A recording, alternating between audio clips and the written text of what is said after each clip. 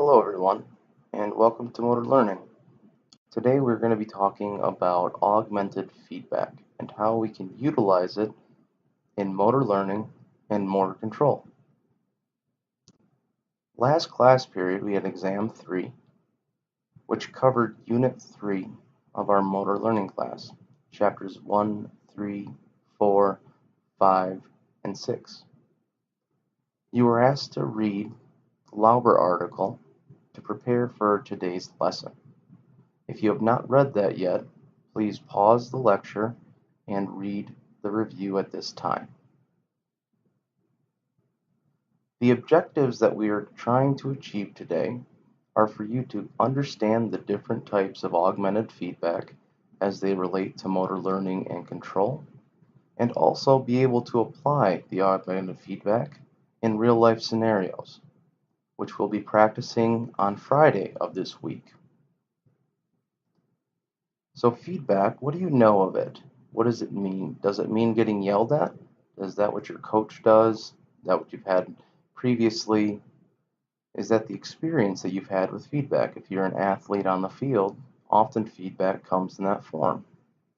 Instead, we're going to look at different forms and utilizations of feedback. So I want you to think back to a time where you received feedback on a behavior or an action. It could be from a coach, a teacher, or a parent.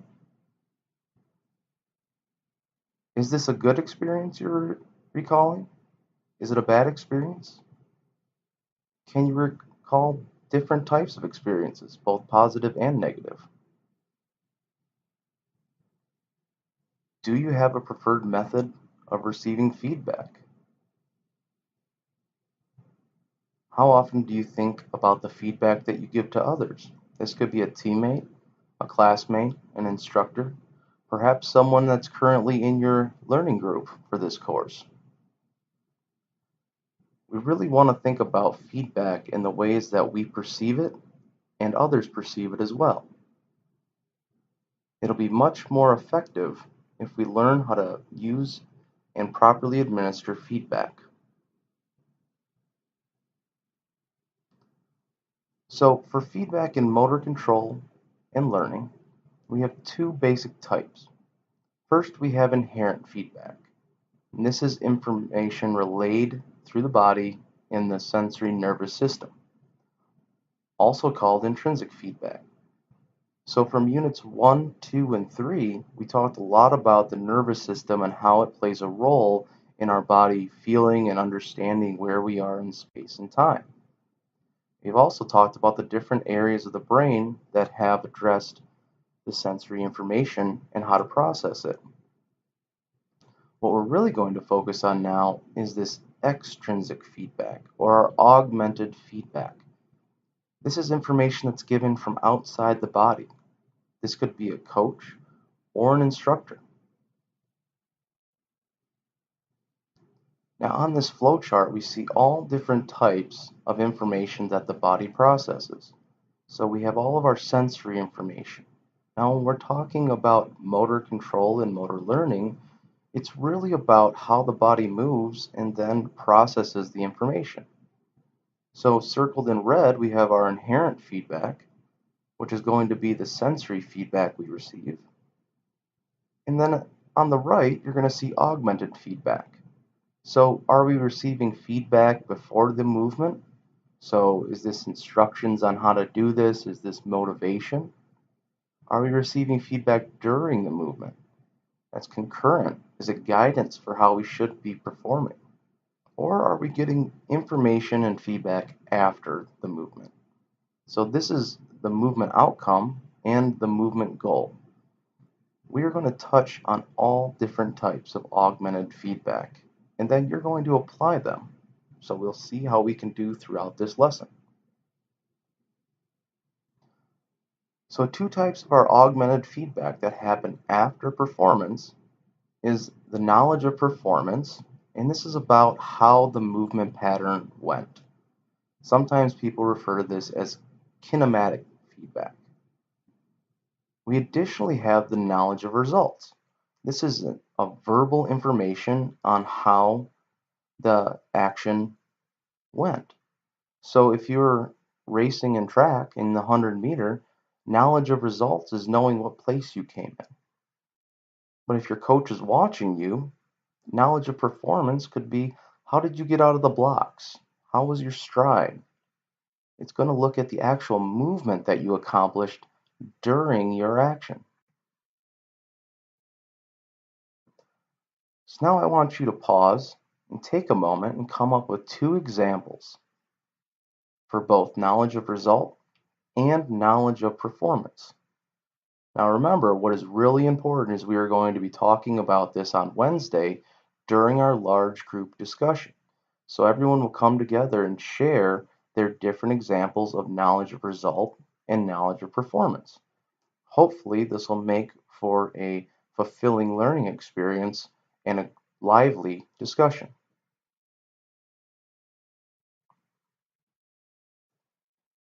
So the question is, why should we use augmented feedback? Well, there's several reasons. First, it can provide motivation and increase the effort of who we're working with. Now, this could be thought of as positive reinforcement. If I'm working with someone that is very unsure of themselves in the weight room, perhaps it's back when I worked with sixth graders and we learned how to squat. Now we used a body weight and we used a PVC pipe. Some students and athletes need the prior motivation and that augmented feedback in the beginning to feel they can actually perform the movement. So if I had athletes that were struggling with the movement, I'd reassure them that they can do it. And we'd go over how they need to perform that movement. This increases not only their buy-in, but their motivation that they can actually achieve the movement. Augmented feedback can also provide information about how we've moved incorrectly. So if we want to fix that sixth grader who's learning how to squat, I'm going to break down the movement and use really clear, easy to understand terms so they can know how to improve the movement.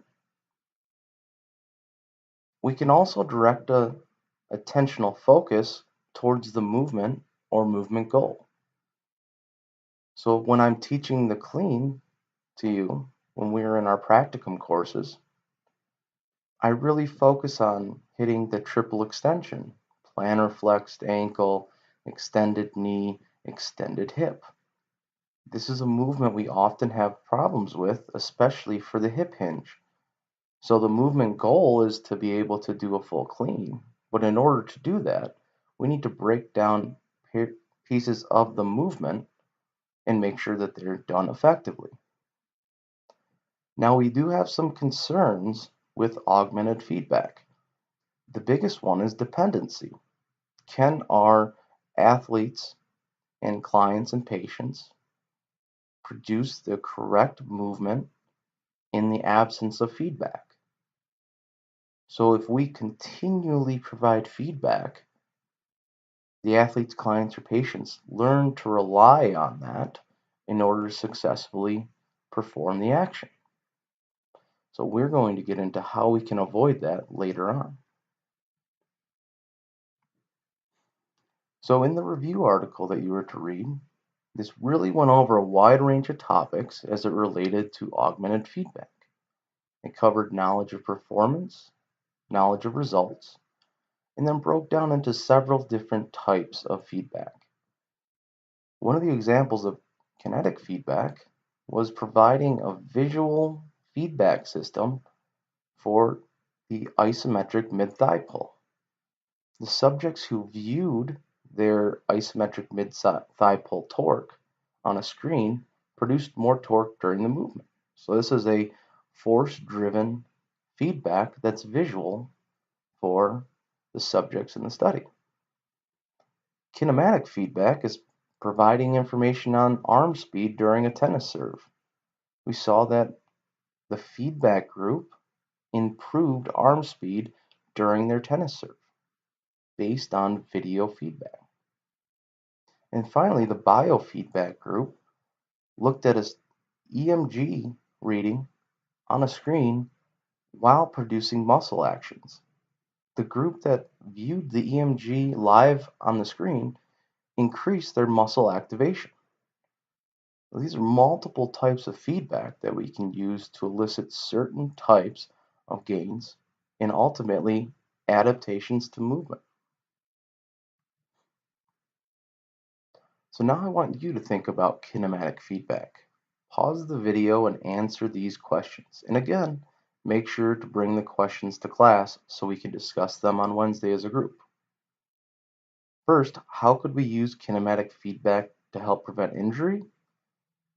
And second, would this be knowledge of performance or knowledge of results during the injury prevention feedback?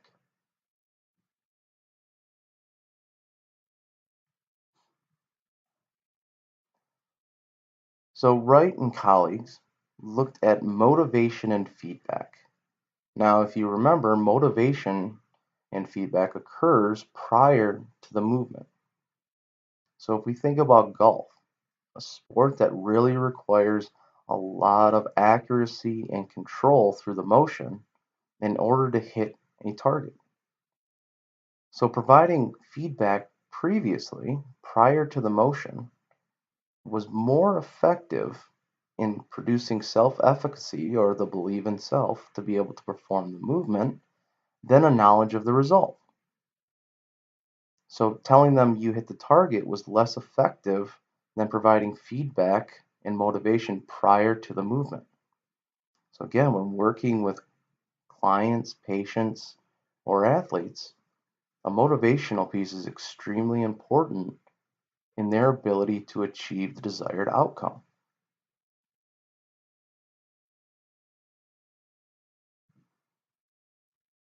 So there's different schedules of feedback that we can use.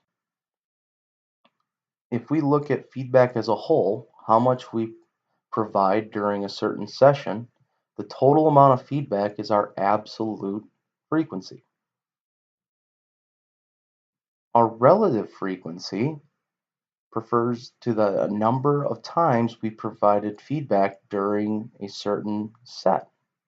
So if I have athletes working on squats in the weight room and they have 3 sets of 10, relative feedback would refer to how many times I give a cue or feedback during one set of 10. Now, fated feedback schedule is really important when working with beginners. Initially, we will provide more feedback to people that are unskilled in the movement or learning it and taper the amount of feedback as we go through. So initially when I worked with those 6th graders, I provided a lot of feedback up front. But as they progressed through their movement patterns and doing more and more repetitions, I had my feedback tail off. Why? Because I want them to get used to actually knowing how to do the movement with some of their intrinsic feedback. They don't need to rely on me telling them they've done the motion correctly. They rely on their body telling them they've done the motion correctly. And this is one of the big pieces of learning that we spoke about in class previously. What we're trying to avoid is feedback dependency. We touched on this earlier. This is where our athletes, patients, and clients can only perform the action while we're giving them feedback or in the presence of feedback. Now, we don't want that to take place. So one of the styles that we can use is learner-determined feedback. This is a schedule where whoever's learning the motor program or motor skill, they are going to let us know when they'd like feedback. Unfortunately, as coaches or instructors, we often think that people need more feedback than they really do, and we overprescribe feedback to them. But we need to make sure that our learner knows they're in control of the feedback schedule. Then we have summary feedback. This is where we provide no feedback during the movement, but provide feedback at the end after they've completed a series of movements. So if I have my athletes working through learning agility, when I'm working with high school age athletes, I'll teach them the skill, give them the initial feedback, and then run them through a few series. Now, once the series has completed, I'll then give them feedback on how they performed. This would be my knowledge of performance.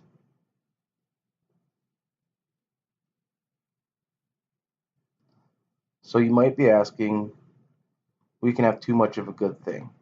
Yes, too much feedback is not good. That learner-dependent feedback is really a good style to utilize. And if we look at movements, think about an agility movement or resistance or a plyometric, these typically happen quickly and with multiple repetitions. So trying to fix the athlete during every repetition is going to cause more issues with learning. Whereas if we approach it with that summary effect and summary feedback, at the end of a series, we can fix little things. But it is still important to provide that motivational element and make sure that we are giving positive reinforcement along with our cues and the things we're fixing.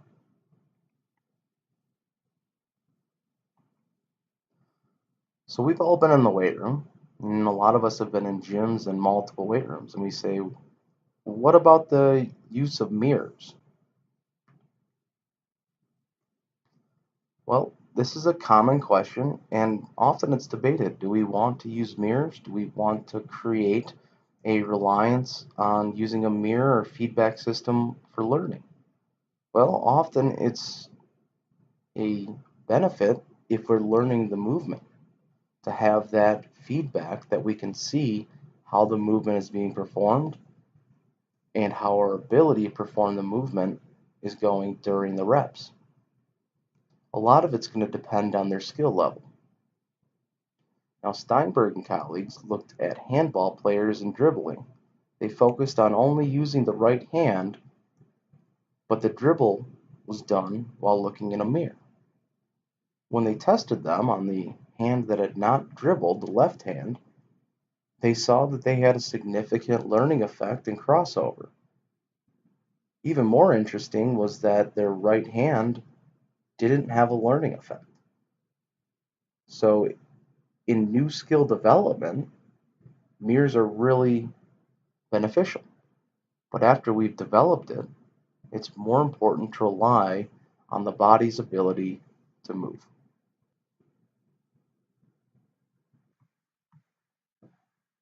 Providing information to our athletes, clients, or patients during their actual movement is known as concurrent feedback. This is actually difficult with many types of movements. The faster the movement, the more difficult it is to give feedback during. So I want you to take a minute and think of movements and skills where concurrent feedback would be difficult to give.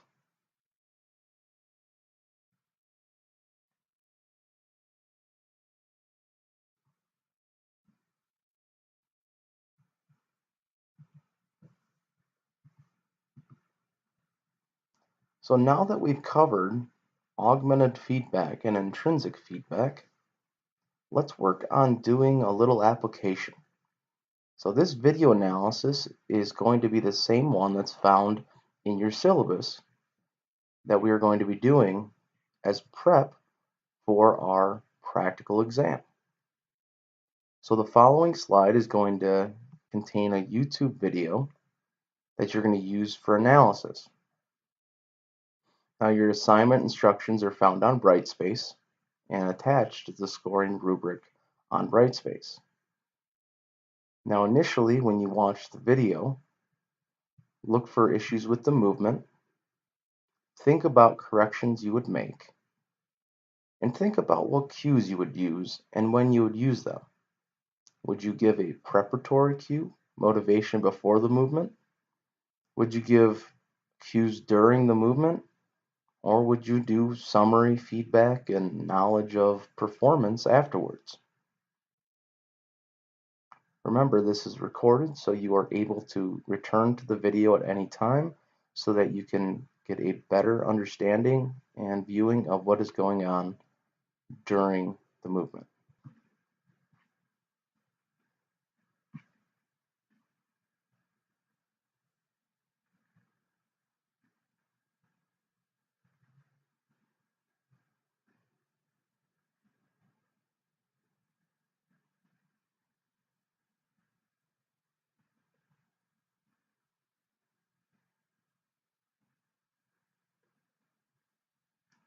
So here we see him providing information on how to do the broad jump and giving a model demonstration. Remember, the goal is to find out, is the movement correct? Are there things we need to change? And how would we cue them so that we could make these changes? Remember, you can come back at the video at any time in order to get a deeper understanding and viewing of what is needed for the assignment.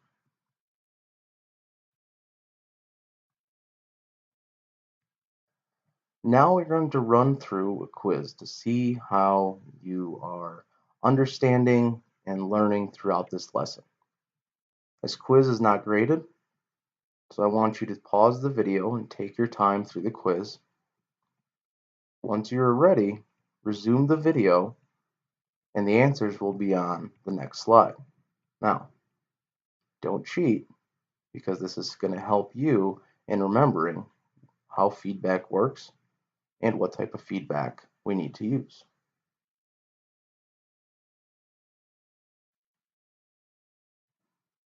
Okay, now that you've taken that quiz, let's look at the answers. So when will we provide augmented feedback during a pro agility drill lasting 5.5 seconds with a novice athlete? Well, we should really provide the augmented feedback after the drill, specifically about their knowledge of performance. We're not concerned with their time, which is the knowledge of result. We're concerned with how did they move during their pro agility drill. Next, question 2. What type of feedback comes from the sensory nervous system? This is our inherent feedback or our intrinsic feedback. What type of feedback is determined by the learner? Well, this is our learner-determined feedback. This is one of our better schedules to use because it allows the learner to control the rate at which they receive feedback. Number 4, I provide feedback after the completion of a squat, letting the athlete know their hips need to drive through to the end range of motion. What type of feedback did I provide? Knowledge of performance. If I would have said you completed the squat, that's knowledge of result. But I told them their quality of movement and what needed to be done.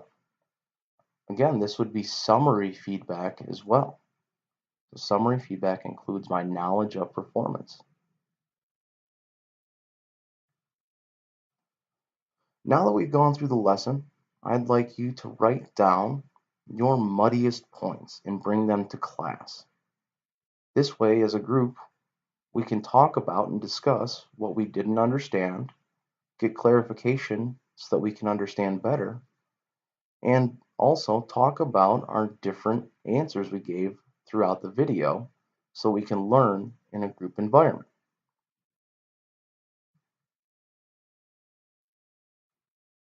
So to wrap things up, I want you to answer these following questions and bring them to the next class.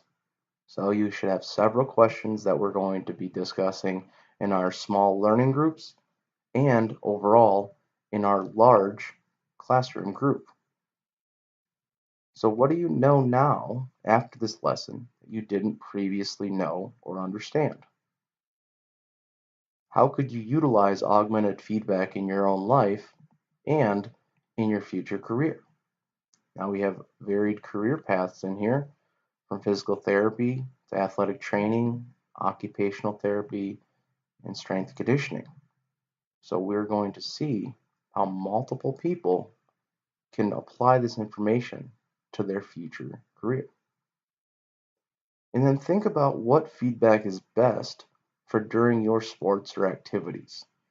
Now, based on the poll at the beginning of the class, everyone was active in either sport, exercise, or intramurals. So I want you to think what feedback and what schedule you would like to help best improve your overall abilities and motor skills. Here are references, which are also available on Brightspace, and all the articles are available there for you to read as well. I look forward to seeing you next class when we can discuss what we have learned here, talk about what answers we had for our questions, and learn from each other. Everyone have a great day.